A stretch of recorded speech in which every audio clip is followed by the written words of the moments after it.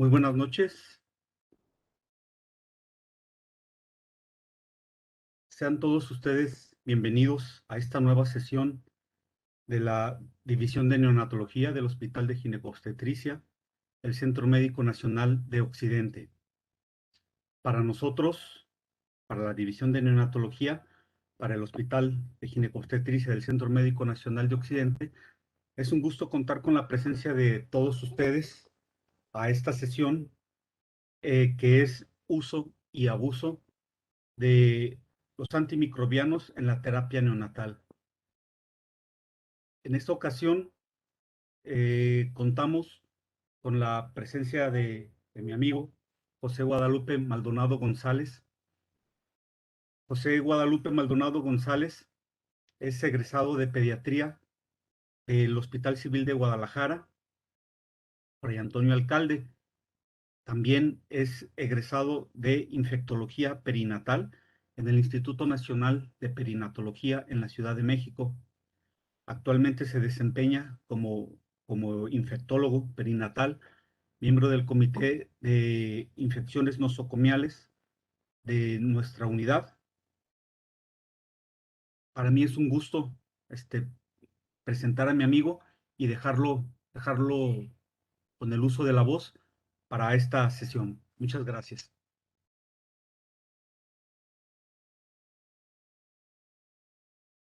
Muchas gracias, David. Buenas noches. No sé si me escuchen. ¿Me escuchas? Sí. Sí. Esperemos tener buen audio, buena señal. Hay lluvia aquí por la zona y por la casa del doctor David también, y esperemos pues no nos falle la web en esta ocasión. Voy a compartir pantalla en este momento. No sé si ya la vean por ahí, David. No. Ok.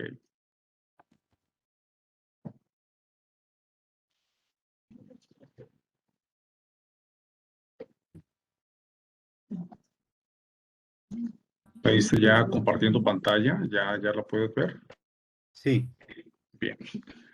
Bueno, pues muchas gracias. Agradezco a todos su amable presencia en esta noche, en este 25 de junio del 2021.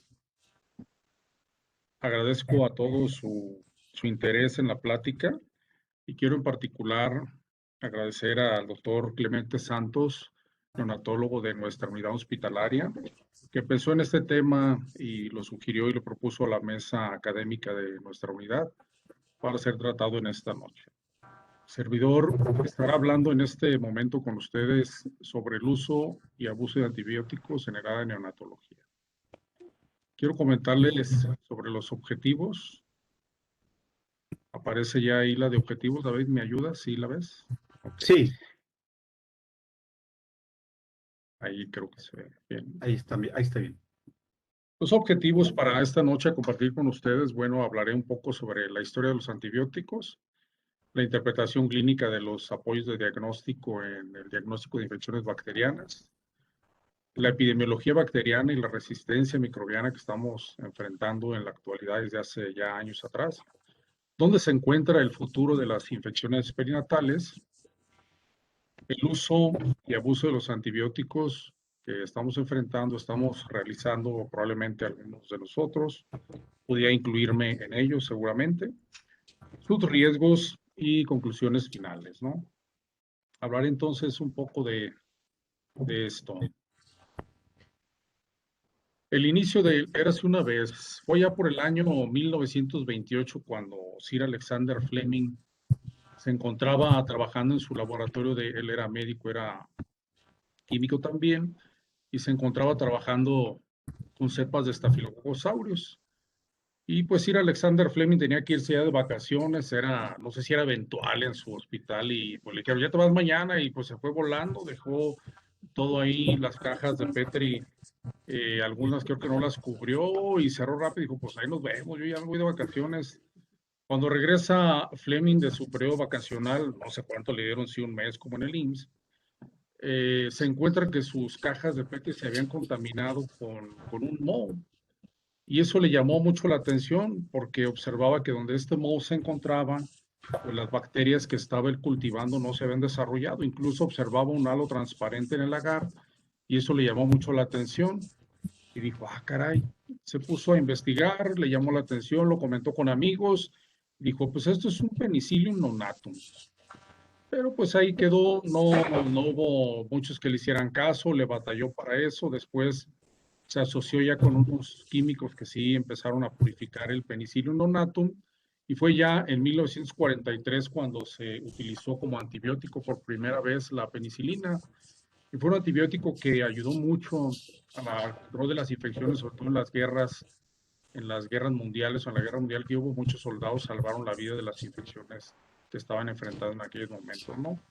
Ya para 1945, Fleming pues recibe con sus compañeros de trabajo el Premio Nobel de Medicina y dentro de sus frases que menciona cuando lo recibe, dice, bueno, pues a veces se encuentra uno con lo que no está buscando, ya que fue un accidente lo que sucedió con sus cajas de PRET y que hoy en día pudimos disfrutar, ¿no? A tal grado que hoy en la actualidad la penicilina pues nada más sirve para tres cosas. Bueno, una de ellas es para el tratamiento de la sífilis, para algunos enterococos, sobre todo el fecalis que es sensible a penicilina todavía en un gran porcentaje. Y pues la tercera para, ya no me acuerdo cuál es la tercera. Ay, para nada.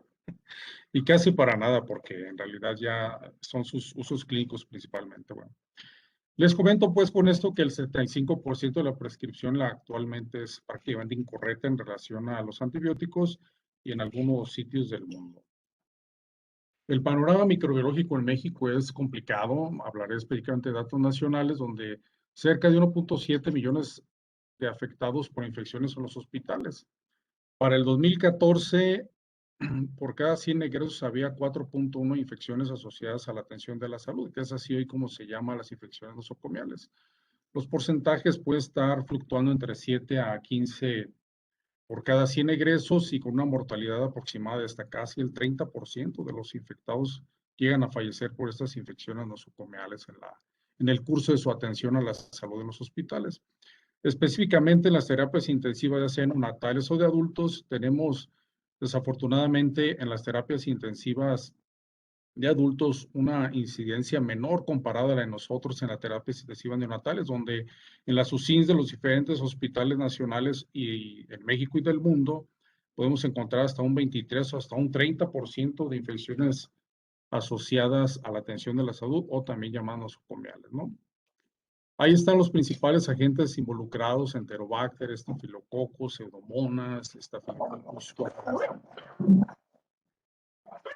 coagulasa negativa, Cinetobacter especies, Enterobacter y algunas especies de Cándida. De tal manera que si nos diéramos una vuelta por los hospitales y vamos a alguno de ellos, pues les podría decir que el 63% de los pacientes hospitalizados en México tienen antibióticos. Hay un uso generalizado y este uso es generalmente no dirigido y no ajustado. No ajustado quiere decir que no revisamos la evolución clínica de la indicación en las generalmente 48-72 horas después de haberlo iniciado para considerar los días de tratamiento que deberán ofrecerse a estos pacientes. De tal manera que con ello podremos limitar la estancia hospitalaria, los gastos generados por la estancia también, de ser posible en una terapia dirigida y ajustada. Se refiere que en algunas unidades de Estados Unidos, por ejemplo, por un uso razonado de antibióticos puede ahorrarse hasta cerca de 230 millones de dólares en el país. En la interpretación de los apoyos de diagnóstico en sospecha de infección recién nacido, siempre he comentado y me gusta esta referencia de este estudio clínico de placentas de recién nacido, ¿no? Que sospechaban, tenían sepsis. Un total de 33 neonatos que se sospechaba tenían sepsis neonatal temprana. De estos 33 pacientes, 5 fallecieron y en ellos se dio a la tarea de analizar las placentas de las mamás para ver qué agentes infecciosos estaban involucrados o qué era lo que había causado la muerte del neonato. Y encontramos ahí que en un 73% de las placentas que se analizaron, o sea, de las 33, 24 de ellas estaban positivas. Y sorprendentemente, la causa principal de la afección de esas placentas infecciosas fueron virus. Virus Coxsackie, el 46%, herpes virus 8%, parvovirus 4% y picornavirus 4%. Y observen ustedes aquí en el punto donde dice bacterias, que solo el 38% de las bacterias observadas se encontraron en las placentas positivas. Es decir, cerca del 62% de la causa de la infección neonatal que presentaron esos niños y que se veían muy mal y que seguramente fueron tratados y que 5 de ellos fallecieron, pues solamente 3 o 4 de ellos tenían una causa bacteriana. Significa que casi el 60% de los niños o 6 de cada 10 de ellos recibieron antibióticos sin haberlo requerido. El problema de esto es que deberíamos disponer de pruebas de diagnóstico viral para poder hacer diagnósticos de causas virales de sepsis temprana, que es un porcentaje importante, como lo podemos observar en esta diapositiva. ¿Cómo están? En una evaluación que realizamos en el 2015, les comentaré más adelante una evaluación reciente entre el año pasado, 2020 y 2021, de nuestro laboratorio de microbiología, que es donde enviamos las muestras de sangre de nuestros neonatos.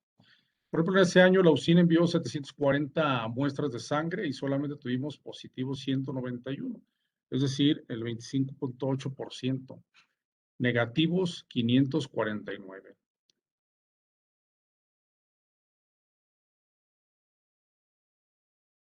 En el cunero de pretérmino, pues había un 37.7% de positivos, en el de término 31.7% y en el cunero de sanos 25%. Y nuestras principales causas de infecciones, pues fueron principalmente cocos gram positivos. Aquí lo podemos ver en el 56.3%, epidermidis, hemolíticos y estafilococcus aureus. El 27.7% estaba haciendo Bacillus gram negativo la causa de la infección, como E. coli, Klebsiella, básicamente. Y en el 4.8% tuvimos como causa Pseudomonas aeruginosa. Y solo el 11.2% de nuestras infecciones en ese año fueron por Cándida. Tuvimos un importante impacto de Candida albicans y de parapsilosis en esos momentos, ¿no?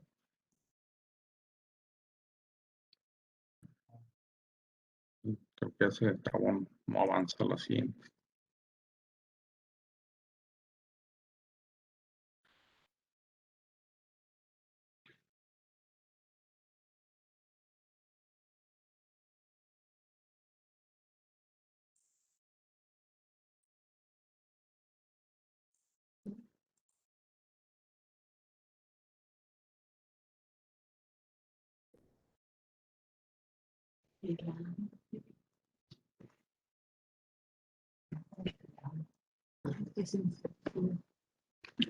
No, es que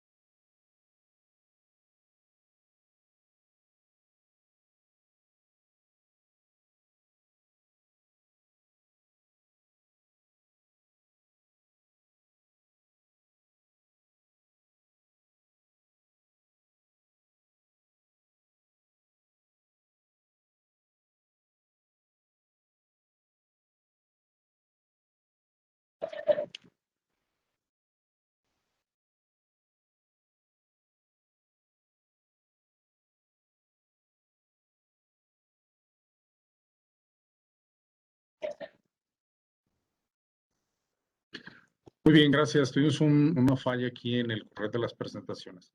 Una disculpa. Bueno, siguiendo con la interpretación de los análisis y las interpretaciones clínicas que hacemos nosotros, les presento esta diapositiva sobre las alteraciones hematológicas. Por ejemplo, nosotros frecuentemente vemos que nuestros pacientes presentan aumento en relación banda-neutrófilos, ya sea aumento de los mismos neutrófilos por sí solos o descenso de los mismos, aumento de las bandas, ya sea que presenten leucocitosis o leucopenia, cambios en los aspectos de los neutrófilos o incluso alteraciones de las plaquetas. Pero lo que llama la atención de esto es que ellos, por ejemplo, tienen una buena sensibilidad, pero su valor predictivo positivo en todos están relativamente bajos, a excepción de las plaquetas, donde vemos que si yo tengo un paciente con plaquetopenia, mi valor de sensibilidad es de 22%, pero mi valor predictivo positivo está en 60%. ¿Qué significa eso? Que al yo observarlo, solamente tendré un 60% de probabilidad de que mi niño realmente esté infectado. Pero si no lo observo, si no tengo esa alteración de plaquetas, mi valor predictivo negativo de infección es del 93%.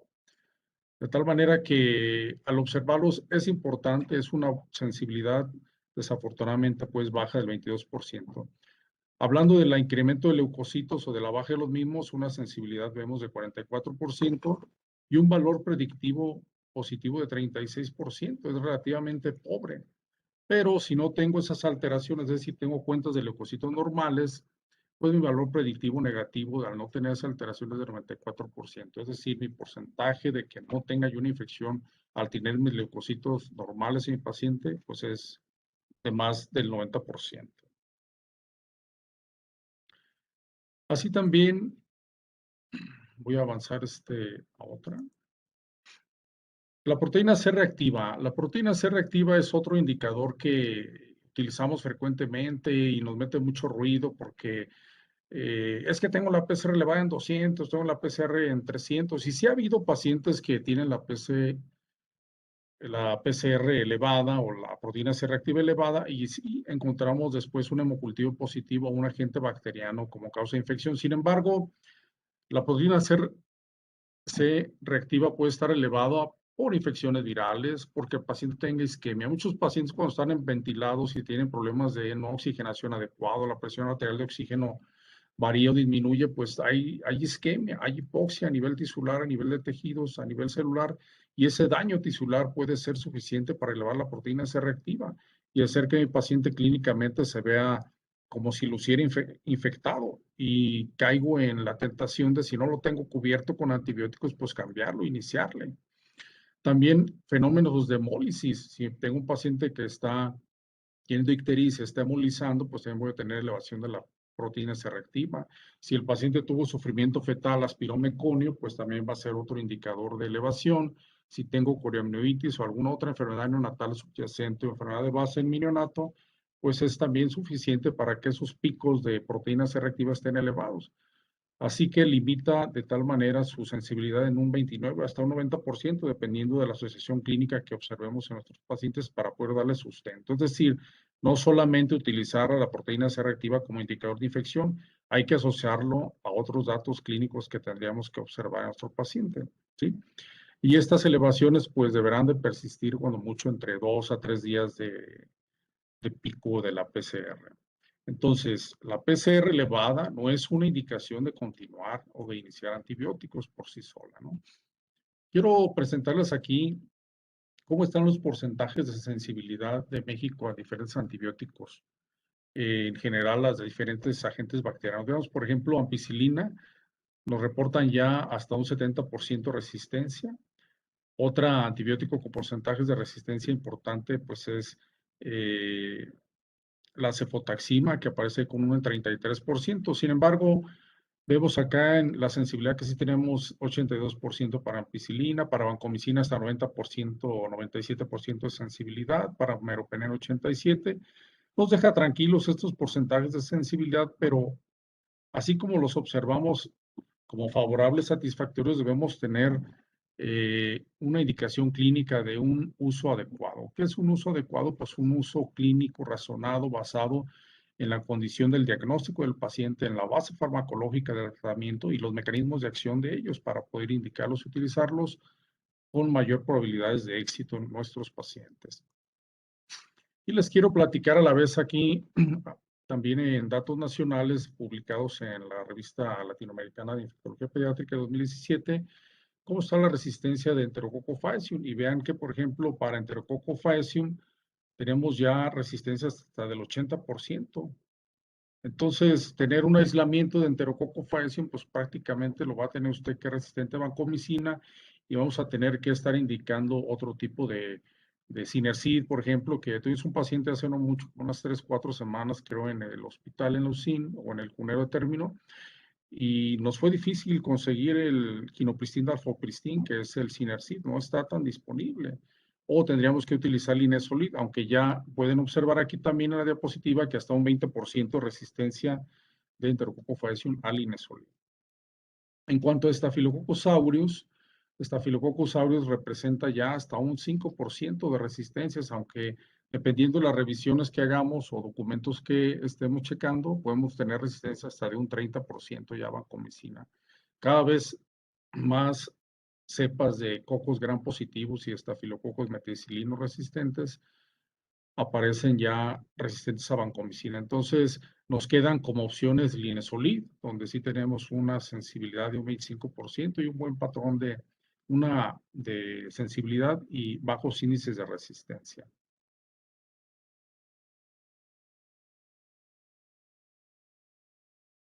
En cuanto a Klebsiella pneumoniae, bueno, Klebsiella pneumoniae es un agente, un bacilo gram negativo que recientemente nos ha dado problemas de brotes en nuestra terapia intensiva en abril y mayo de este año. Tuvimos alrededor de 6 casos.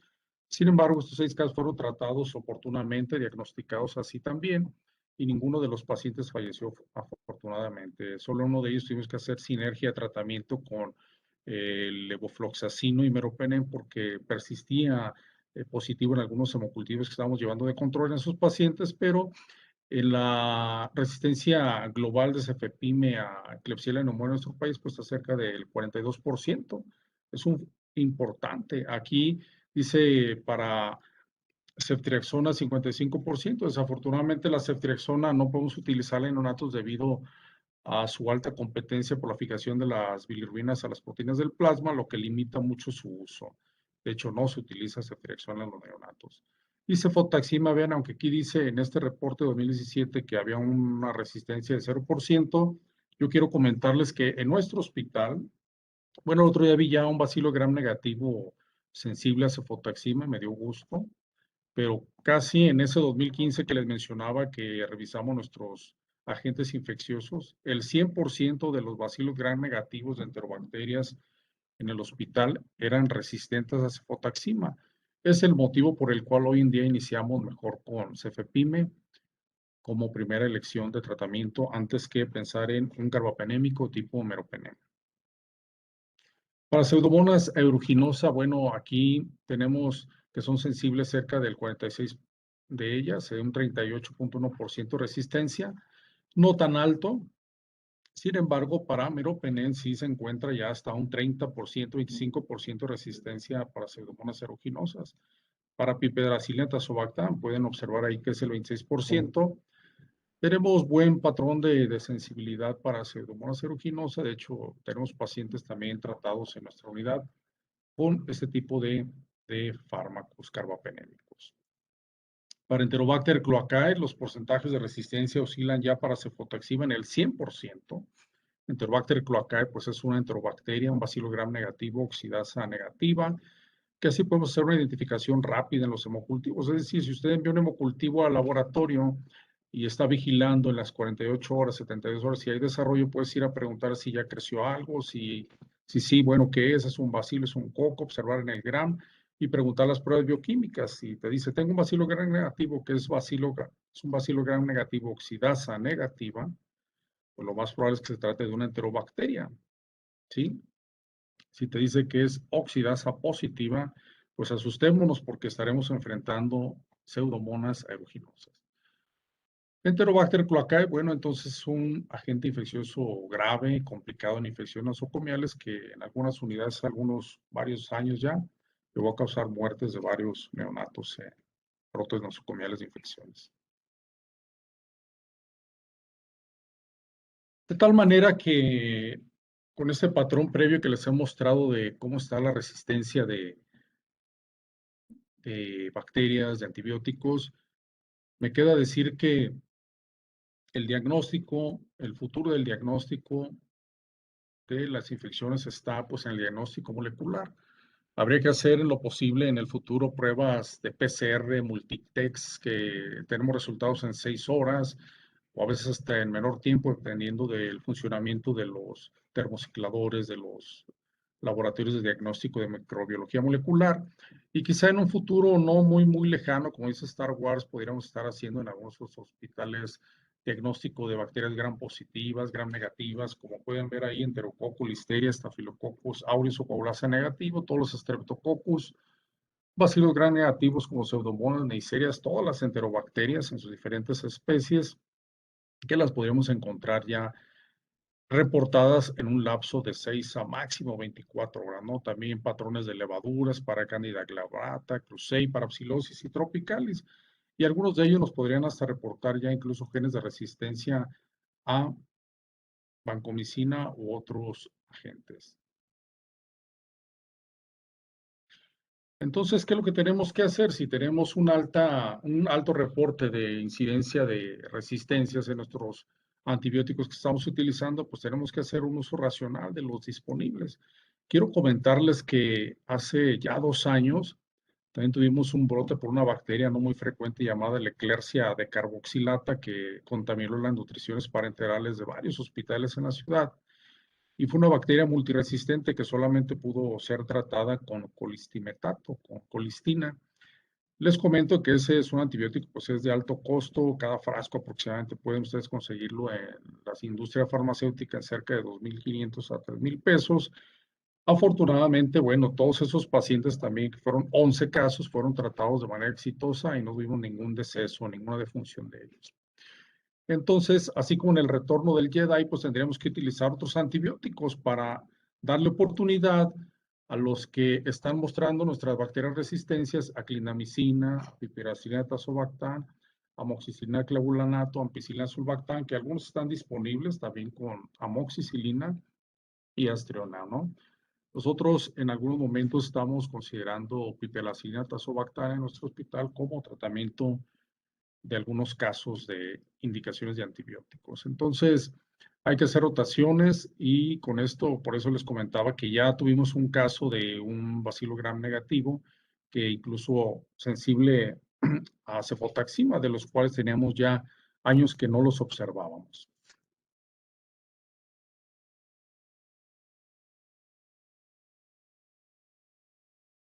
Entonces, ¿cuál es el quehacer nuestro? Aquí les muestro en esta diapositiva el quehacer nuestro de, por ejemplo, un día ordinario en la UCIN de nuestro hospital, ¿no? Normalmente la terapia intensiva neonatal oscila entre 33, 34, 35 pacientes por día. En el día más reciente que pude captar ahí en el hospital, bueno, nosotros tuvimos en este día 34 pacientes, tuvimos 2 ingresos a la unidad de terapia intensiva neonatal y afortunadamente, bueno, ese día no hubo ninguna defunción. Quiero comentarles que sin antibióticos estaban el 35% de los pacientes. Y quiero mencionar aquí que no es porque yo se los haya suspendido, porque el infectólogo no los indicó, no. Es porque nuestros médicos de la unidad de terapia intensiva neonatal consideraron que clínicamente no tenían necesidad de tener antibióticos, que fueron 12 de esos 34 pacientes, ¿no? Con antibióticos encontramos que estaban 22 pacientes, que eran el 64% de ellos, pero me deja tranquilo y me da gusto saber que de ese 64%, 9 pacientes, que es el 40% de ellos, solamente estaban con ampicilina, amicacina. Y el resto de los pacientes, que son 13, el 60% de la estancia, pues tienen otros esquemas de antibióticos, pero comento aquí que ese 60% de los pacientes tenían el 80% de ellos, casi el 85%, seguimiento con hemocultivos, es decir, bajo vigilancia de una terapia indicada y sustentada en un hemocultivo buscando crecimiento y desarrollo de microorganismos, ¿no?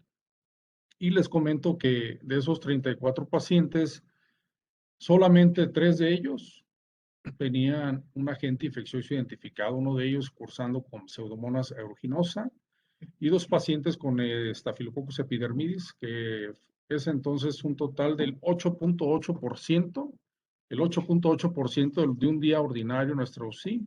En nuestra unidad estaba con un porcentaje de infecciones asociadas a la atención de la salud, como les mencionaba un momento, ¿no? Y hago énfasis en este 8,8% porque les comentaba en diapositivas anteriores que teníamos hasta un 27% de infecciones generalizadas, ¿no? O, digamos acumuladas. Pero este 8% a veces se comporta entre el 5%, llega a subir al 10%, 12% aproximadamente, pero ese es en el día a día de la UCIN del Hospital de Ginecobstetricia, ¿no? Ahora quiero comentar con ustedes algunos casos clínicos y a ver si en el chat, David, pudieran los asistentes que están en este momento participar con nosotros en el chat, escribir sus respuestas a lo que, bueno, a ver si puedo yo abrirlo y aquí observar. Para poder ver en el chat lo que ustedes opinen. Voy comentando, voy a presentarles, vamos a comentar cuatro casos clínicos de pacientes y ustedes podrán escribir sus respuestas en el chat para poderlas visualizar, o David, si nos ayuda, si las puedes visualizar o puedan opinar. Bien, son pacientes de nuestra terapia intensiva que han estado ahí y ustedes, algunos de nuestros asistentes quizá los conozcan, ¿no? Bueno, les comento un caso de una recién nacida femenino de 27 días de vida a la fecha. Ella nació el día 29 de mayo. Fue una recién nacida de 39, bueno, no fue, perdón, una niña de 39 semanas de edad gestacional, eutrófico. Tiene una atresia de la válvula pulmonar, pasó una CIB, es una niña posoperada de cateterismo. Ha estado presentando crisis convulsivas más anemia. Inicialmente tuvo 7 días de tratamiento con ampicilina más amicacina. Al día 10 de vida, ella tuvo elevación de los leucocitos, tuvo una procalcitonina en 0.7 y bueno, este paciente se inició en ese momento cefepime más vancomicina.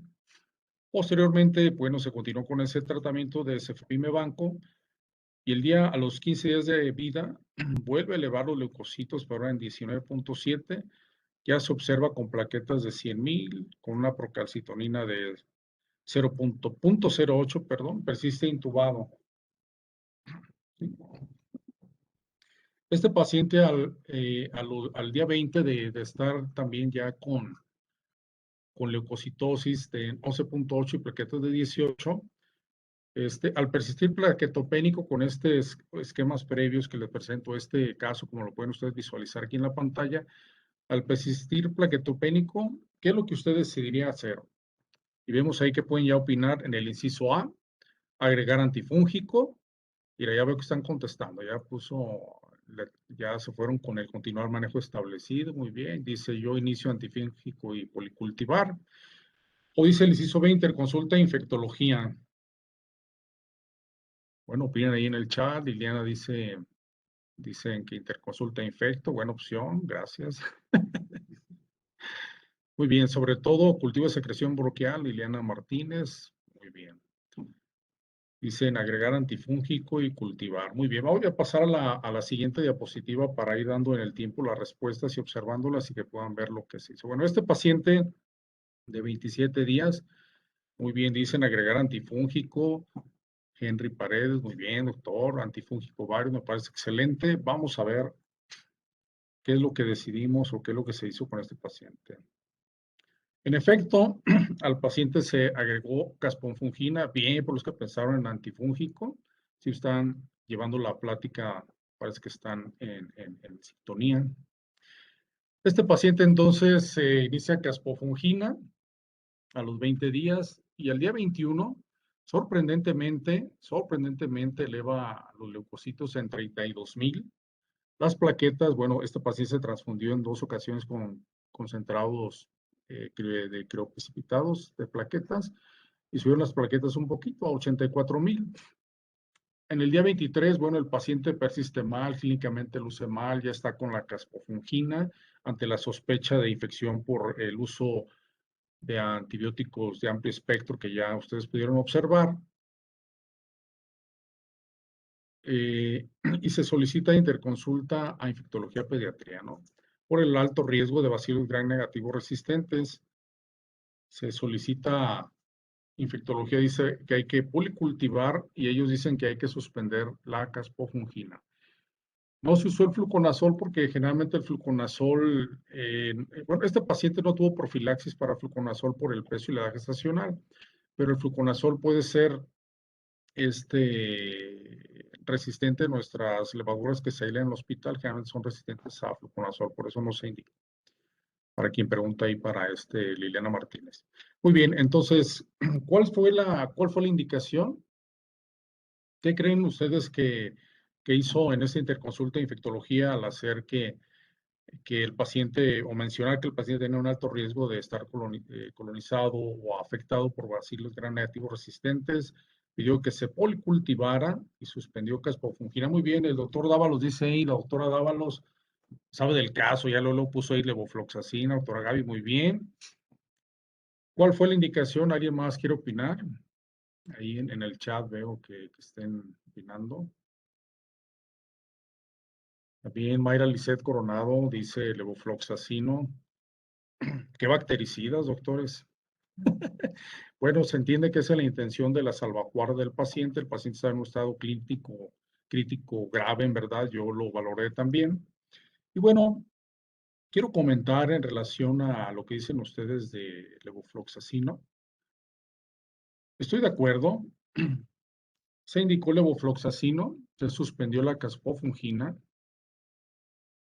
pero la indicación de levofloxacino en nuestros pacientes, aunque infectología pediatría lo comentó, la principal indicación que queremos dar de levofloxacino, que se debiera de usar de levofloxacino, es que tuviéramos bacilos gram negativos resistentes a meropenem, que tuviéramos, a pesar de estar un paciente con meropenem en tratamiento, incluso, pues hacer sinergia con levofloxacino, como les comenté en el caso de la Klebsiella neumonía que estaban causando brotes en esos pacientes, ¿no? Pero aquí en este paciente se indicó levofloxacino y la gran ventaja de esto es que se tomó el hemocultivo.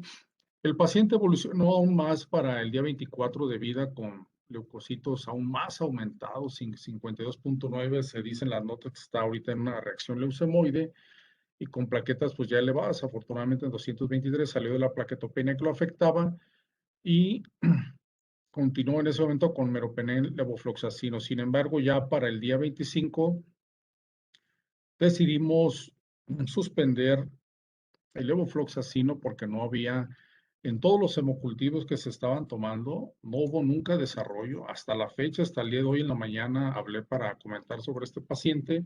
De hecho, les comento que este paciente creo que podías pasar a la anterior, por favor.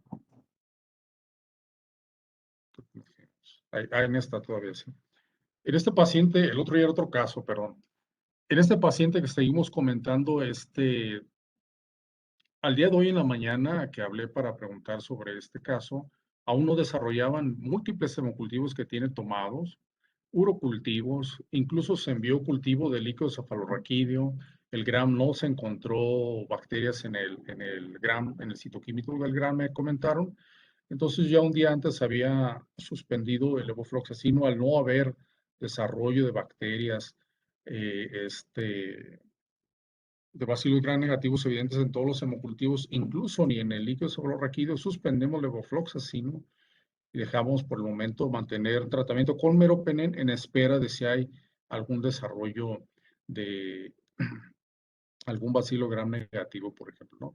El ecocardiograma reciente no se ha tomado, no se sospecha de que pueda tener vegetaciones este paciente que se ha estado evaluando. Vamos a un caso muy bien, los felicito a quienes estuvieron interactuando en el chat, me gustaron sus respuestas, muy bien. Vamos a presentarles este otro caso clínico. Es una niña de 23 días de vida, ella nació el día 5 de mayo, es de 33 semanas, es una gemela 2, eutrófico.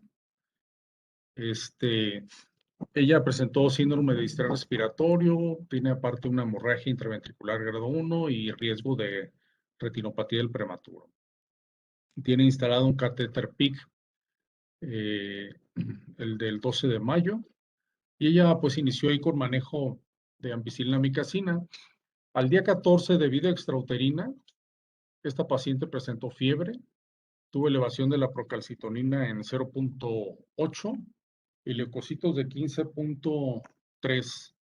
Con estos datos clínicos, ¿ustedes qué deciden o qué indicación harían? ¿Tomarían un hemocultivo y decidirían vigilar al paciente o se decidirían por iniciar cefepime vancomicina? ¿O indicas meropenem vancomicina? ¿O dices, no, pues lo dejo sin antibióticos, es solo un pico febril, voy a observar solamente la evolución de la fiebre? Ya veo que ponen Emo y Vigilo y Lina Martínez. Bien, buena decisión. Ponen otros que hemocultivar y vigilar, la doctora Abadillo. Edgar Herrera también se queda con hemocultivar y vigilar. Henry Paredes, hemocultivo y vigilar. Cefo Banco. Mayra Lisset. Dijo, a ver, Cefo Banco, muy bien. Bien.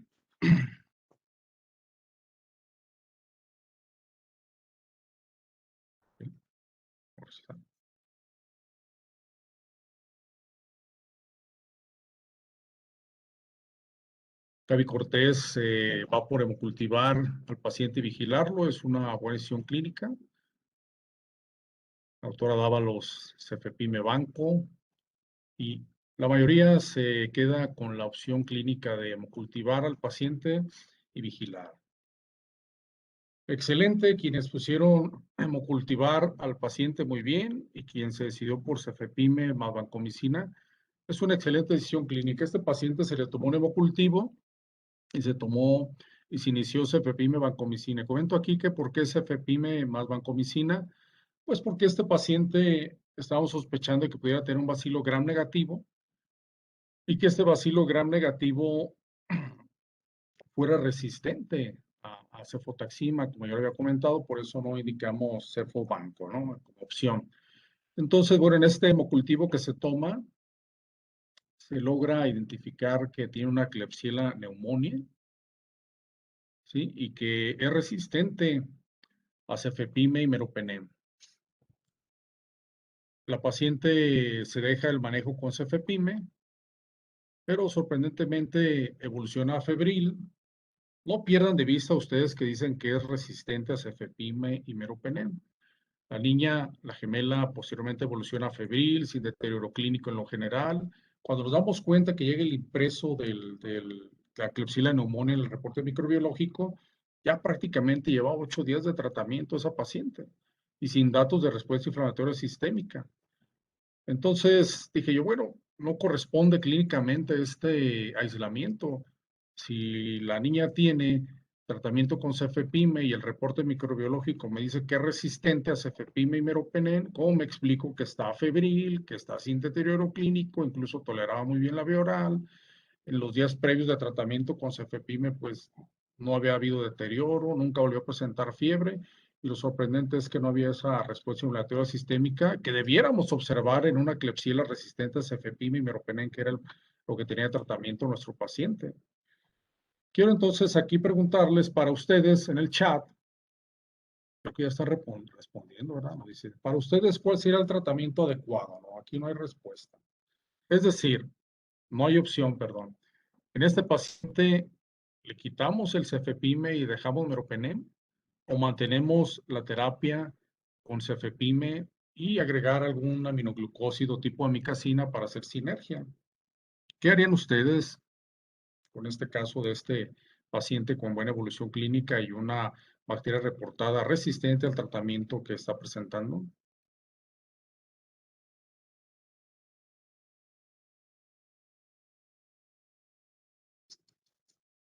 Bueno, les comento que mientras, bueno, no, ya vi, muy bien, dice la autora Karina, dejar manejo establecido, continuar mismo tratamiento, muy bien, completar 10 días con cefepime más aminoglucósido, cultivar. Si clínicamente ha evolucionado bien, le dejo el mismo tratamiento. Excelente, doctores. Comparto con ustedes, dado que la evolución clínica es lo más importante en un paciente, aunque esta bacteria se reportaba resistente al antibiótico que el niño estaba teniendo tratamiento ya a los 8 días de haberse observado y reportado la resistencia de la género y especie, lo conveniente clínicamente es dejar en este paciente el cefepime.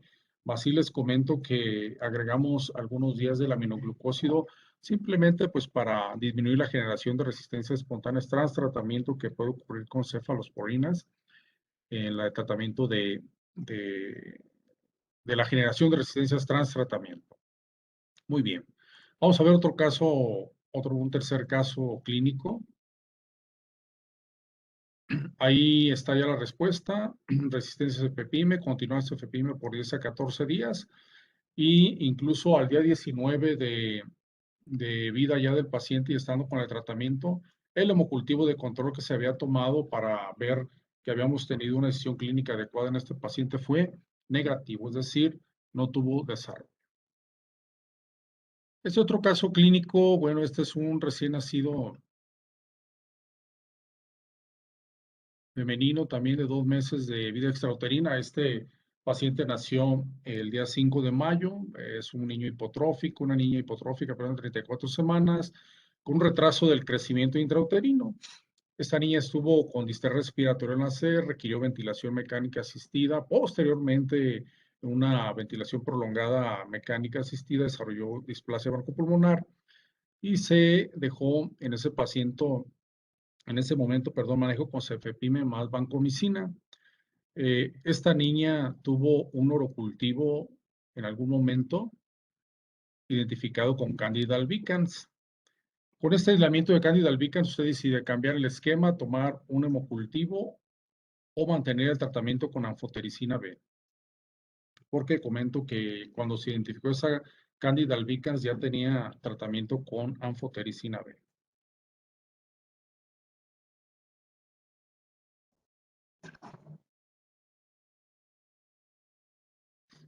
La clínica es que estaba en deterioro clínico, se observaba mal, compromiso respiratorio sobre todo, de difícil situación para poderse extubar.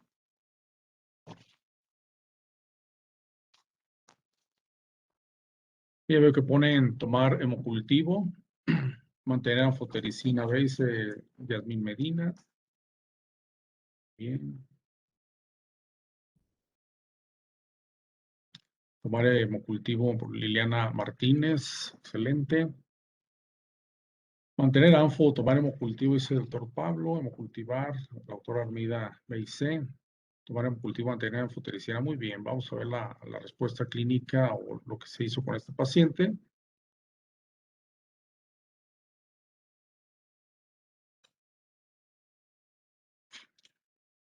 Se dejó manejo con caspofungina, es decir, se tomó caspofungina como tratamiento, se hizo el hemocultivo también, y el paciente siguió en varios días de tratamiento con cefepime, con la caspofungina por el riesgo de sospechas de infecciones y el tratamiento del antifúngico, ¿no? A los 34 días de estancia, el paciente pues sigue en deterioro clínico sin lograrse documentar en los hemocultivos levaduras o bacterias. Se toma hemocultivo de control y se deja ya solamente manejo de meropenem más caspofungina. Y la caspofungina, quiero mencionar que estuvo por tratamiento considerado una más limitada a la infección de vías urinarias. Nunca se logró o no se ha logrado hasta este momento identificar levaduras en sangre en el paciente, en múltiples hemocultivos que tiene. Entonces, la pregunta es, en este deterioro clínico, con el tratamiento previo ya mencionado de las infecciones de vías urinarias por Candida albicans, con el tratamiento con caspofungina, ¿qué indicaría? ¿Suspender la caspofungina y mantener meropenem? ¿Suspender el meropenem? ¿Iniciar lenesolid? ¿O iniciar levofloxacino a los 34 días de estancia hospitalaria sin ningún aislamiento positivo en este paciente más que el cultivo positivo para Candida albicans? Doctora Karina dice, pues ella toma un hemocultivo, es una decisión clínica acertada, aunque no aparece como opción, doctora, pero está bien. ¿Cuántos días lleva de qué? ¿De caspo? No, pues llevaba, el paciente tenía con caspofungina prácticamente más de 7 días. No, no es el caso previo, este es otro caso diferente. Las plaquetas se encontraban en cuentas plaquetarias normales. Bien, pues vamos a la respuesta novia del tiempo. En este paciente lo que se hizo fue tomar ese hemocultivo. Sin embargo, en este paciente, el día que se deteriora, bueno, el día 35 no se logra documentar en hemocultivos levaduras ni bacterias. Sin embargo, se decide por valoración clínica del servidor mantener el meropenem y suspender caspofungina. ¿Por qué suspendimos caspofungina? Pues porque no teníamos más que el aislamiento a nivel de vías urinarias. Inclusive los cegos no reportaban levaduras, solamente lo que se encontró como infección de vías urinarias en algún momento, ¿no? En ese momento en que se suspende la caspofungina, el día 9 de junio, se toma ahí un hemocultivo y yo en obvia en prudencia clínica, la verdad es que me temblaba la mano para suspenderle hasta el meropenem a la paciente, pero decidí dejárselo. Dije, bueno, en la norma técnica y en la guía adecuada de práctica clínica de este paciente, se le tomó un hemocultivo en el cambio de antibiótico que se hizo de meropenem. Y entonces mantuvimos el meropenem, se suspendió la caspofungina y afortunadamente cuando se reportó ese aislamiento del 9 de junio del 21, Pseudomonas aeruginosa en ese hemocultivo tomado ese día, en el día 35 de vida, pues se deja ya el tratamiento con meropenem y amicacina, ¿no? Sí tuvimos, este es el caso de Pseudomonas que estaba platicando hace rato en el día a día de la UCIN en nuestra unidad. Entonces, este paciente al tener ya un aislamiento para un bacilo gram negativo, desafortunadamente Pseudomonas aeruginosa, aunque sensible a meropenem y amicacina, que es el tratamiento que actualmente mantiene. Vamos a ver un último caso que tengo aquí, otro caso clínico de un niño de un masculino de 7 días de vida, nació el día 8 de junio. Este fue un paciente de 41 semanas, eutrófico, con distrés respiratorio, secundario a una taquicardia transitoral recién nacido. Posteriormente había mejorado, sin embargo, un día presenta deterioro respiratorio. Al cuarto día de vida se toma un hemocultivo al colocar el catéter venoso umbilical en su cuarto día de vida. Sin embargo, quiero comentar ahí que el paciente se encontraba con laboratoriales normales, es decir, la VH normal, la PCR normal, incluso clínicamente, ya después el paciente se veía clínicamente bien, pero se tomó ese cultivo. Entonces, ¿qué haríamos con este paciente? ¿Indicaríamos ampicilina amicacina? ¿Lo dejo sin antibióticos y lo vigilo clínicamente? ¿O le indicamos efepime más vancomicina? ¿O pedimos interconsulta de infectología en el cuarto día de vida?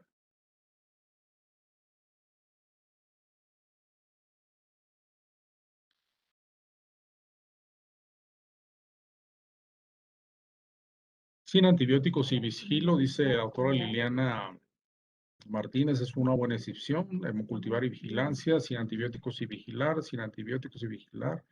Ampiamica, Pablo, al doctor Pablo. Natalia también se va con ampiamica, muy bien. Dice Hilda Mora, lo dejo sin antibióticos y veo una radiografía de tórax.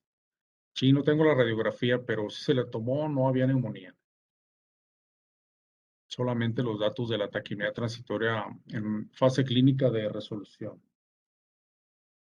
Mara Lisset, dice ella, se queda con ampiamica. Muy buena decisión, ampiamica. Ampiamica Sonia Gama. Muy bien.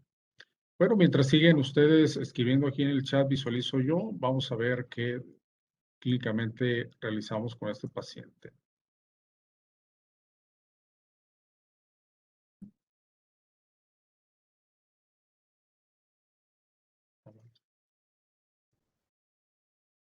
Muy bien. Pues sí, en ese evento clínico que presentó el paciente ya se había iniciado por el médico tratante que estaba a cargo manejo con ampicilina amicacina, ya se había tomado el hemocultivo, como ustedes bien eligieron. Sin embargo, vean que ese hemocultivo que está ahí señalado tuvo un aislamiento de una Klebsiella opsonale, resistente para ampicilina y sensible a amicacina. Cuando revisamos al paciente, pues ya estaba, como les digo, en su día sexto aproximadamente de haber nacido, estaba con una evolución clínica adecuada, no había tenido nunca fiebre, sus laboratoriales se mantenían clínicamente normales, y era sensible el aislamiento al aminoglucósido que ya tenía el paciente y llevaba prácticamente como 6 días de tratamiento. Entonces, solamente la resistencia a la ampicilina. Pero quiero comentar aquí algo que una cosa es, o un dato es el comportamiento in vitro de una bacteria ante un antibiótico y otro es el comportamiento in vivo, es decir, ya en la hemodinamia, en la farmacocinética, en la farmacodinamia del antibiótico en el paciente es muy diferente y es justamente lo que sucedió en este caso. Este paciente tuvo una respuesta clínica excelente al aminoglucósido, pues decidimos mantenerlo. Aunque aquí pregunto, ¿ustedes hubieran realizado cambio de tratamiento al observar al paciente en los días ya de tratamiento, aunque dijera resistencia de esta bacteria gram negativa, de esta enterobacteria? No, pues ya veo, dice la doctora Natalia, lo mantengo con monoterapia, incluso con amicacina, excelente. También hubiera sido muy buena opción dejar solo con amicacina. De hecho, se mantuvo. Ya le quedaban como 3 días, iba como en el día 7, 8 de tratamiento prácticamente. Muy bien, mismo esquema, doctora Gaby opina ahí también, excelente.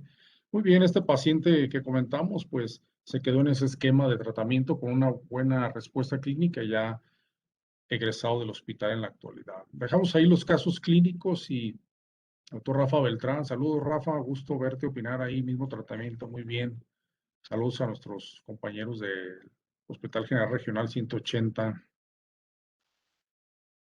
Excelente. Vamos entonces a ver cuáles serían entonces las estrategias en la resistencia o los tratamientos para este tipo de problemas que enfrentamos en nuestra práctica clínica, ¿no? Pues hacer, como les digo, en la visita médica, vigilancia de la indicación. En las 48, 72 horas tenemos que decidir si continuamos el tratamiento, si lo mantenemos, si ampliamos en una terapia de ser posible dirigida por aislamientos y sensibilidad, sobre todo si ustedes están en un medio hospitalario, trabajan en un medio hospitalario donde tengan acceso a los hemocultivos. Yo estoy hablando aquí muy fácil porque, bueno, nuestro hospital es un hospital que cuenta con un laboratorio de diagnóstico microbiológico que está en constante interacción e información con nosotros sobre los desarrollos de los microorganismos día a día, y eso nos facilita mucho hacer tratamientos dirigidos, vigilar el desarrollo, observar los aislamientos, la sensibilidad, las pruebas bioquímicas que estaba yo hablando, y nos facilita, pero imagino aquí el escenario clínico de muchos de ustedes donde no tienen disponible un laboratorio, donde tienen que enviar incluso a otro centro de diagnóstico las muestras de hemocultivos para que sean procesados. Tendrían que guiarse más por la clínica, que hemos estado comentando también en alguna oportunidad y en otras pláticas. Tener una bitácora de cultivos por servicio. Y bueno, sí quiero enfatizar aquí que en la prescripción, estos antibióticos hay que considerarlos de uso restringido. Vancomicina, linezolid, caspofungina, carbapenémicos, algunos de ellos, y las estreptograminas como quinopristina, tolfristina, que se utilizarían en los casos de resistencia a vancomicina de bacilos, de cocos gram positivos. El futuro del diagnóstico pues está en el microbiológico molecular, ojalá en un futuro no muy lejano se pueda realizar, se ahorraría mucho en estancias hospitalarias, en tratamientos prolongados, incluso se gastaría menos en recursos de lo que hoy se hace en el diagnóstico convencional de cajas de Petri de cultivos en agar. Los riesgos de uso de antibióticos, les quiero comentar, esto es en relación específicamente a neonatos, la ampicilina. Bueno, el uso de ampicilina puede haber un aumento de la colonización por Klebsiellas. Se ha observado que con este uso empírico temprano puede, en comparación con, en comparación con el uso de penicilina, puede favorecer la colonización por Klebsiellas. Y cuando me enteré de esto hace algún tiempo, es que, digo, no será por eso que de repente brotan las Klebsiellas en algunas unidades por los ampicilinas que utilizamos de manejo inicial en la sepsis. Habría que investigarlo. Sería un buen protocolo para alguna tesis profesional de graduación de neonatología. Hay mayor riesgo de convulsiones con dosis altas en modelos simulados que enfatizan la necesidad de estudios de farmacocinética y toxicidad en recién nacidos. En cuanto a aminoglucósido, bueno, la terapia prolongada en recién nacidos con compromiso renal significativo debe manejarse siguiendo los niveles séricos del fármaco, lo cual nos es difícil, de tal manera que hay que recordar pues que son nefrotóxicos, ototóxicos, utilizarlos cada 24, 36 horas según los pesos y las edades gestacionales que nos guíen las guías de tratamiento de antimicrobianos en los neonatos, ¿no? Las cefalosporinas se asocian con un mayor una mayor colonización por hongos, infecciones y una mayor mortalidad, ¿no? Piperacillin tazobactam, en cuanto a esto, los efectos adversos rara vez se observan en los recién nacidos.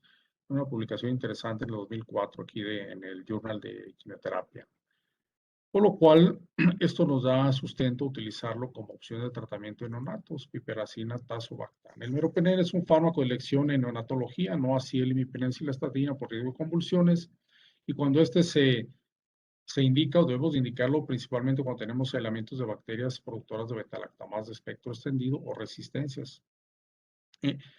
También se ha observado que con la infusión continua de meropenem en comparación con la dosificación en bolo intermitente se asoció con una menor disfunción renal. Entonces, es mejor indicarla en infusión continua para 1 hora, 2 horas, según sea la recomendación. En relación a vancomicina, bueno, también hay efectos de nefro-ototoxicidad junto con el síndrome de erupción cutánea del niño rojo, que yo prácticamente lo he visto casi nunca con vancomicina, pero está descrito que puede suceder en pediátricos, aunque la incidencia en recién nacidos no está tan clara. Pues es momento de compartir la información, de transmitir para todos el conocimiento, seamos y mantengámonos lo más cerca posible del enemigo, porque cada vez tenemos menos opciones de tratamiento. Después de meropenem, después de levofloxacino o de otros antibióticos, pues ya no hay nada. En la actualidad la industria ha entrado en una pausa de producción de antibióticos. Están haciendo más vacunas ahorita y los antibióticos prácticamente han quedado en stand-by, en pausa. Y los que hay, a los que me referí en un inicio de la plática, pues prácticamente son de alto costo y de beneficio aún en duda y sin muchos estudios de farmacodinamia y farmacocinética aún en neonatos. David, muchas gracias. Gracias a todos por habernos escuchado. Muchas gracias, José. Como siempre, como siempre es muy interesante escucharte hablar de infectología.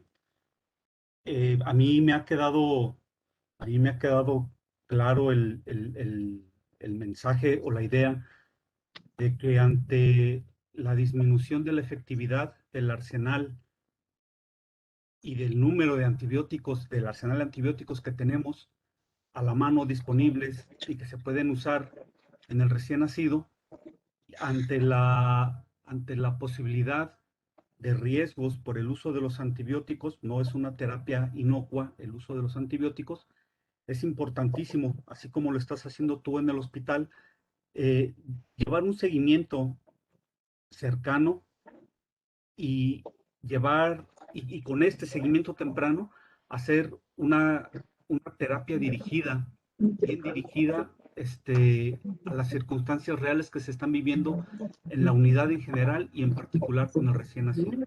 Esto es muy interesante y siempre va a ser una, una necesidad que cuando se cumple, siempre es en beneficio de los pacientes. Muchas gracias. Queremos también dejar la oportunidad del chat para sus comentarios y sus preguntas. Como siempre, pues hay muy buenos comentarios con relación a las pláticas de José Maldonado. Excelente ponencia, excelente conferencia, excelente plática, excelente plática. Muchas gracias. Esto comentan Noemí González, Mayra Lisset, María Gabriela, María Guadalupe Vadillo, Rafael Beltrán, María del Socorro Martínez, María Sagún, Ana, Jessica Verónica. Muchas gracias, doctora Jessica. Gusto escucharte, verte. Nuestro gran amigo y maestro, el doctor Francisco Vázquez Cortés. Saludos, doctor. Saludos, doctor. Natalia también comenta así.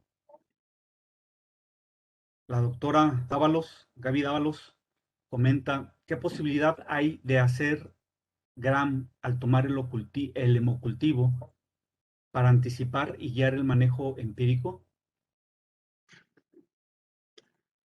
Es complicado porque como es sangre, doctora Gaby,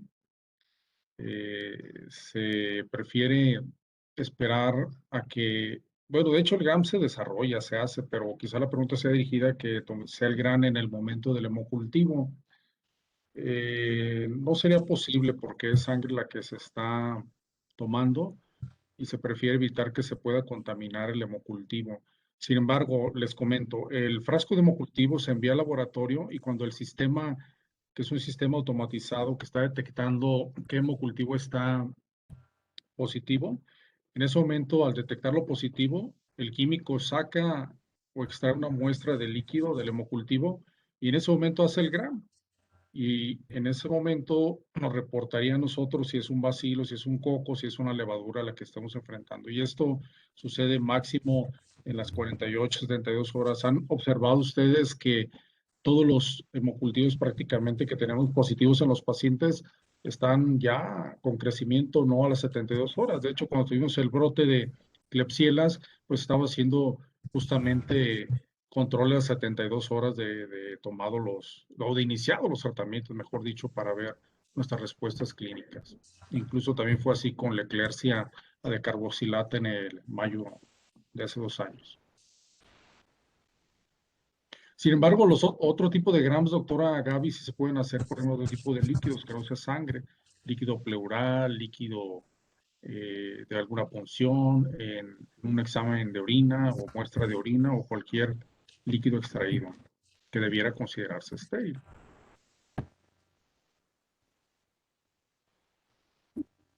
Muy bien, muchas gracias. Henry Paredes agradece. Natalia agradece.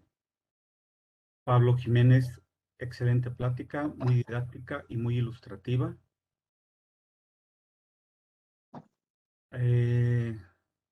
1875 dice, gracias, excelente ponencia. Un abrazo. Hilda Mora, excelente exposición, muchas gracias. María Candelaria, muchas gracias. Saludos, doctor Francisco Vázquez. Jazz, dice, excelente y gracias.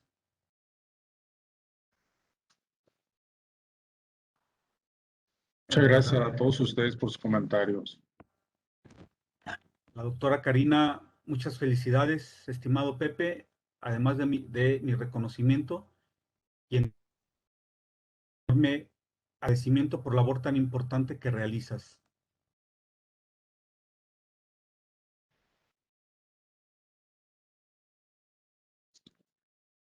La Muchas doctora gracias, Gabriela doctora Dávalos Karina. comenta, pero de primera instancia, si tomo muestra de sangre en un tubo de BH, aparte del hemo, me Doctora imagino que Gaby, se creo refiere que al tema de sí, del del GRAM. GRAM cuando se toman hemocultivos. La verdad es que nunca hemos solicitado un GRAM de sangre, pero hay que preguntarle a las químicas, doctora Gaby. La verdad no tengo la respuesta y no quiero mentir de decirte si se puede o no se puede, pero tengo la duda. Prometo resolverlo y contestarlo en algún correo electrónico si alguien nos contacta sobre este punto que quedará pendiente de si es viable que en una muestra de sangre nos puedan hacer un GRAM las químicas en el laboratorio de bacteriología. El martes pregunto. Gracias.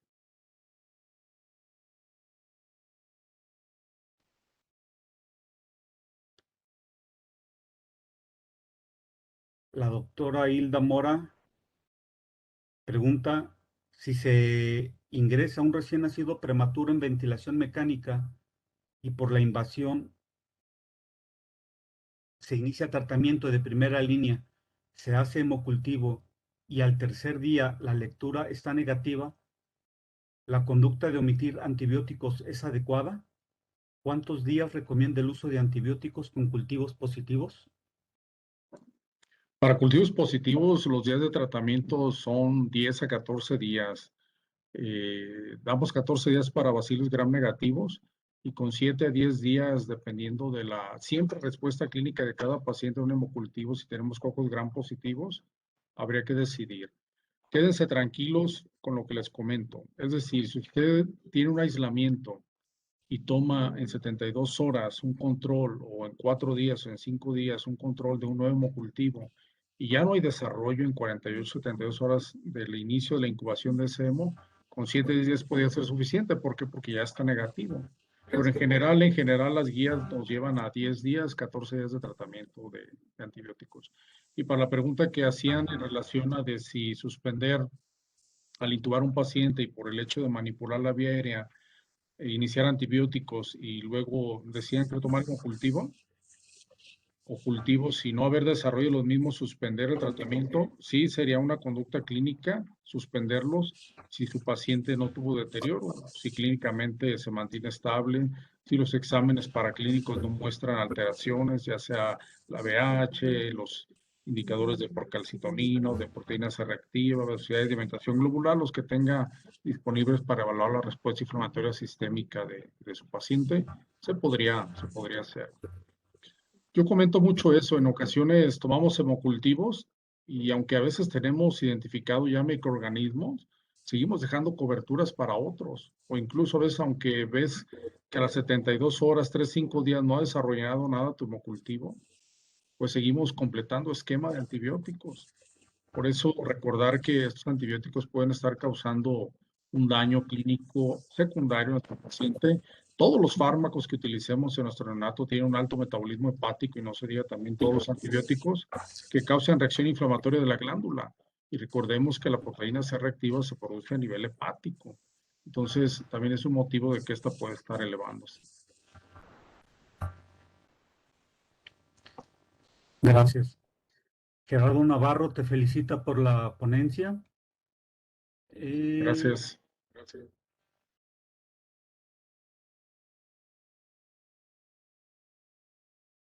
También te felicita Juan Gilberto López Ayala. Muchas gracias. Arizandi comenta que es muy ilustrativa, fue muy ilustrativa tu presentación. La doctora Gabriela Dávalos pregunta respecto a la rotación de antibióticos, ¿cómo se regula el tiempo para volver a rotarlos? El tiempo tendría que estar regulado por la vigilancia bacteriológica de nuestros aislamientos. Por eso comenté que les mencionaba que había visto ya un bacilo gran negativo sensible a cefotaxima, lo cual lleva ya 5 años esperando que esto sucediera. Y dije 5 años y suena mucho tiempo, pero sí, no son tiempos cortos de semanas, de meses, son años, porque los mecanismos son muy complejos por los cuales se genera la resistencia bacteriana, sea por transmisión de plásmidos, transmisión de material genético de una bacteria a otra, y en que esa información se borre del genoma de las bacterias de la resistencia tarda tiempo. Yo creo que estaríamos hablando entre periodos de 3 a 5 años aproximadamente, o quizá menos. Todo dependería de los reportes microbiológicos y los perfiles de sensibilidad de sus aislamientos, de sus unidades médicas. Pregunta el doctor Rafa Beltrán. Aquí veo que mencionó David qué opinaba de la ruptura. ¿Qué opinas de los esquemas cortos, dices, de antibióticos, principalmente en pacientes con RM, ruptura prematura prolongada de membranas? Rafa, en otras pláticas hemos ya comentado en relación a eso de la ruptura prematura de las membranas y aprovecho para comentarlo aquí. No lo puse en esta diapositiva, lo tengo en otras, pero te comento. La ruptura prematura de membranas, en los estudios de evidencia actuales que hay, por ejemplo, si la paciente tiene más de 18 horas de ruptura, el simple hecho de que tenga rupturas en horas no significa que el feto esté en riesgo de infección.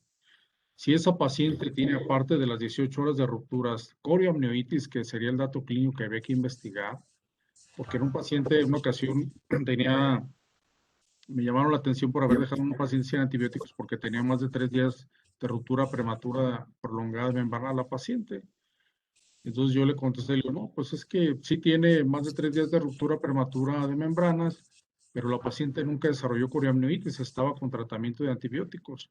Los antibióticos que se dejan a las embarazadas difunden incluso hasta en 1 hora la placenta y se alcanzan concentraciones séricas en el feto de los antibióticos que estamos utilizando. Pero si la paciente no tenía coriamnionitis y tu recién nacido que estás tratando es de término, tu probabilidad de riesgo de infección es del 4 al 6%. Es sorprendente decir este porcentaje, pero lo pueden revisar. Hay muchas publicaciones ya, incluso recientes, de varias situaciones en relación a esto, ¿no? Pero si el paciente es prematuro y tiene ruptura prematura de membranas, si tiene coriamnionitis materna y es prematuro, el riesgo va a estar hasta en un 25%. Es decir, solamente 1 de cada 5 o 2 de cada 5 pacientes tendrán ese problema. Sería el 25%. Entonces, aunque esos pacientes habría que observarlos y si solamente tiene ruptura prematura de membranas, no iniciar antibióticos. Hay que ver si tiene coriamnionitis. Y si el paciente tiene coriamnionitis, la embarazada, entonces iniciar antibióticos, ampicilina, amicacina y observar por 48, 72 horas al neonato. No hay datos clínicos de sepsis, suspender los antibióticos.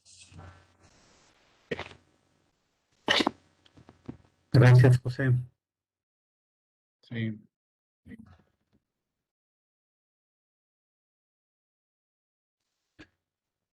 Bueno, pues al doctor Clemente. Sí, quisiera hacer un comentario. Agradezco mucho al doctor José Guadalupe Maldonado, que ha sido muchísima ayuda su cooperación y su participación en nuestro servicio.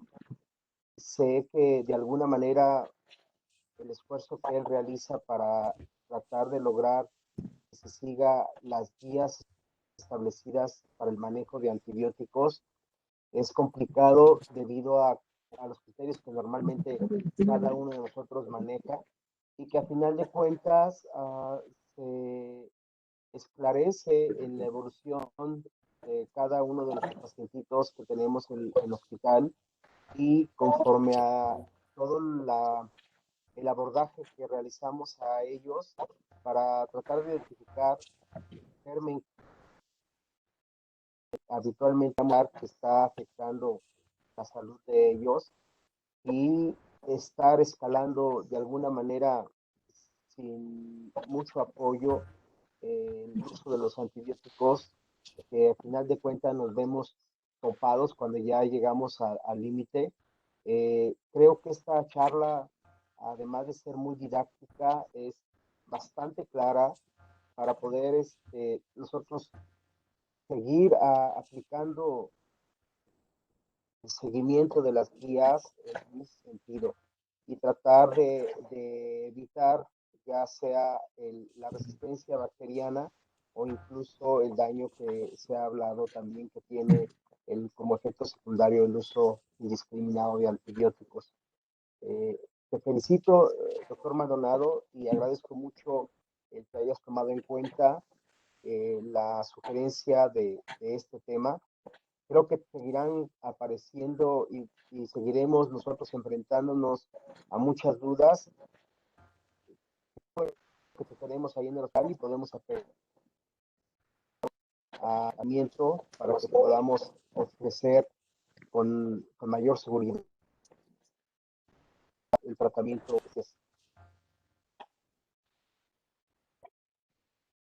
Muchas gracias, doctor Santos. Agradezco mucho y como comenté en un principio, esta sesión académica se realizó gracias a tu inquietud y a tu interés por la misma, por el tema. Y así fue propuesto y así lo llevamos a cabo. Muchas gracias por tus comentarios y tu interés. Gracias, Clemente. Pablo Jiménez Montaño pregunta, sin tener hemocultivos de por medio, solo por la mala evolución de un neonato, ¿se justifica en una semana pasar por ampia mica, cefovanco, meropenem y fluconazol?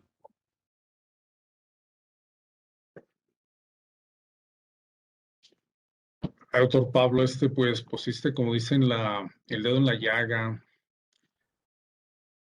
Como infectólogo y como cazador de microbios, podría decirlo, no es justificado, sobre todo en nuestro hospital que tenemos manera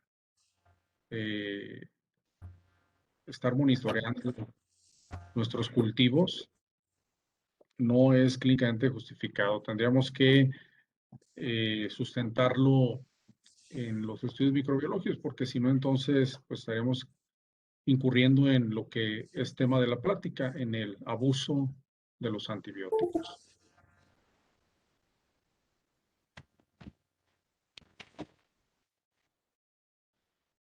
Muchas gracias, José.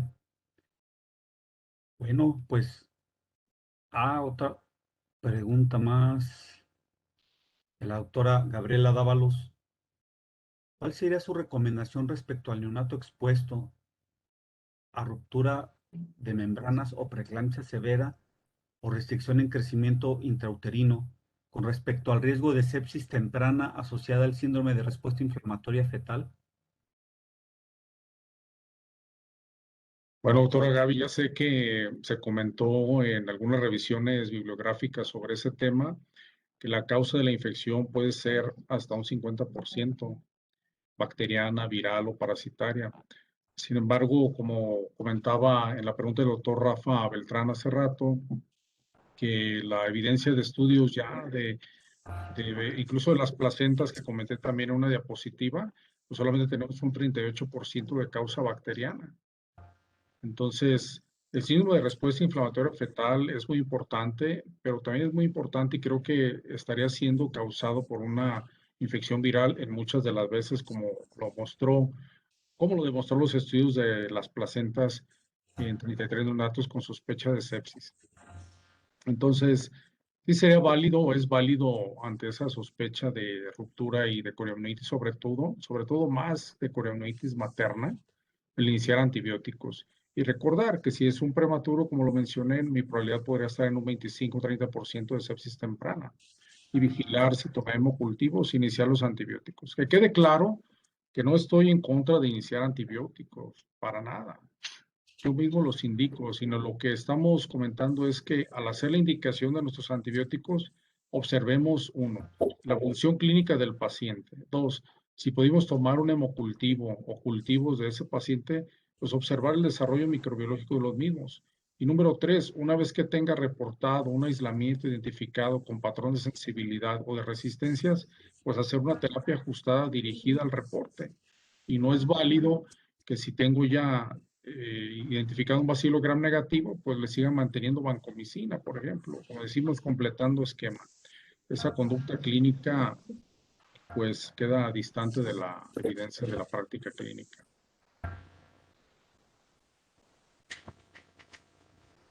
Y creo que tendremos que trabajar en un futuro sobre el diagnóstico rápido de pruebas para diagnóstico de fungemias, por ejemplo, como la prueba de Buffy-Coat, y de ser posible hacer pruebas de detección de antígenos virales también para diagnóstico oportuno de causas virales de sepsis temprana o tardía.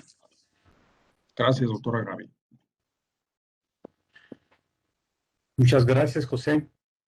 Gracias nuevamente por tu plática. Quiero agradecer a todos los asistentes y los participantes a esta sesión. Agradecer especialmente a quienes nos siguen y quienes están con nosotros más allá de las fronteras de nuestro país, México. Tenemos asistentes a esta sesión de Argentina, que ya están muy desvelados allá, de Argentina, Chile. Tenemos asistentes de Bolivia, Paraguay, Perú, Nicaragua y Guatemala. Siempre, siempre, siempre vamos a agradecer y siempre vamos a estar muy agradecidos y muy contentos por la presencia de ustedes, así como del resto del personal de neonatólogos, personal de enfermería también que nos siguen de nuestro hospital y de otros hospitales. Muchas gracias, gracias a todos por su asistencia, muchas gracias, José.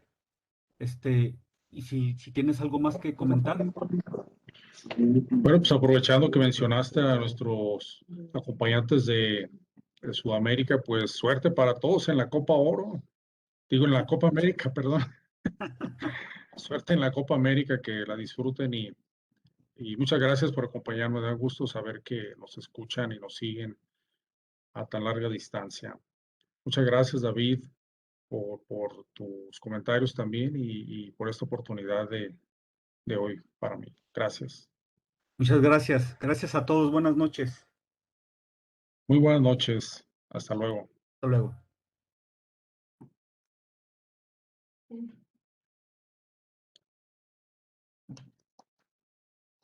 Buenas noches.